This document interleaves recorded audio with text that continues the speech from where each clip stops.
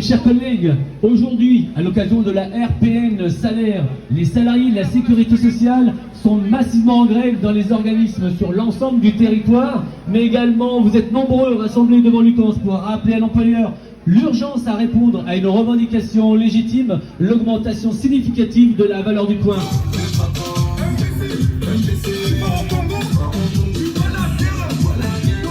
Madame la directrice, depuis le mois de septembre, l'intersyndicale regroupant les fédérations CFDT, CFTC, CGT, FO et le SNETOSA CSE-CGC exige de véritables négociations sincères et loyales de la part de l'UCANS et du COMEX. Plus question de reproduire à l'avenir ce simulacre de négociation voué à l'échec pour les salariés.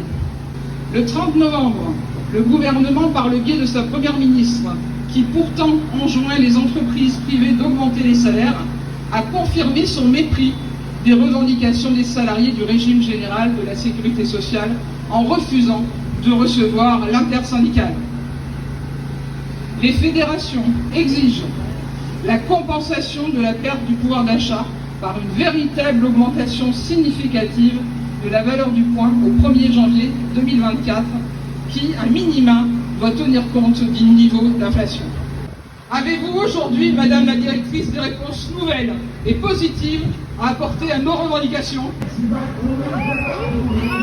On vous écoute, Madame Bertin.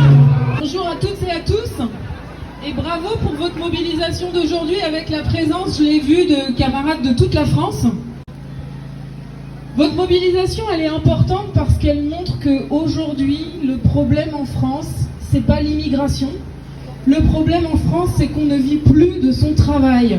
Le problème en France, c'est que les salaires baissent et qu'ils ne suivent pas les prix qui explosent. Et que les prix explosent, pourquoi ?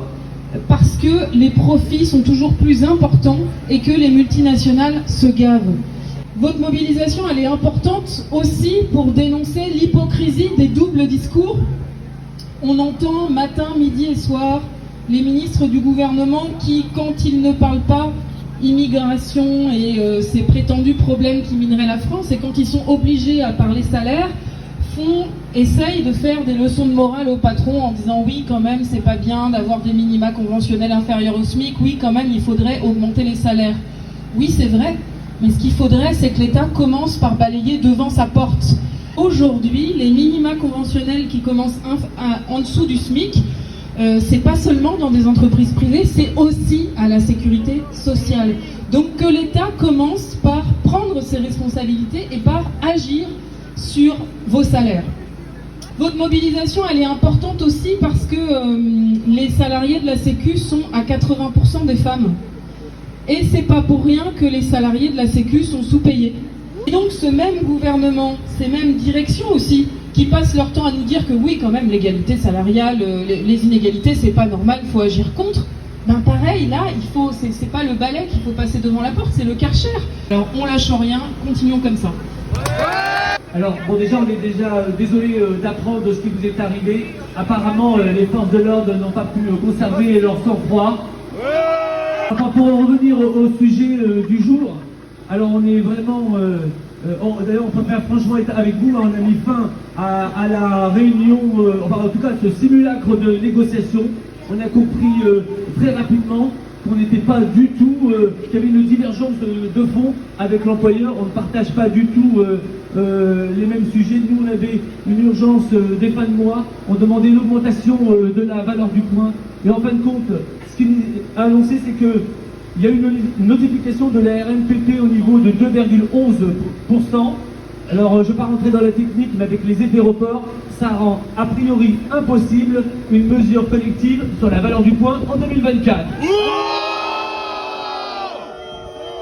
Alors, vous comprenez que pour nous, c'est tout à fait inacceptable. Donc, ce qu'on demande, nous, à l'employeur, c'est de retourner très rapidement auprès du COMEX et des autorités de tutelle pour réviser la situation.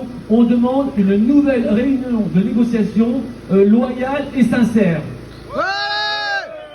On comprend bien évidemment que l'employeur ne mouille pas la chemise. Ils nous disent être ouverts à la négociation. On va avoir le problème avec cette fédération d'employeurs, c'est pas d'ouvrir les négociations, c'est d'avoir une véritable volonté d'aboutir surtout. Alors c'est pas satisfaisant, mais de toute façon, on ne lâche rien.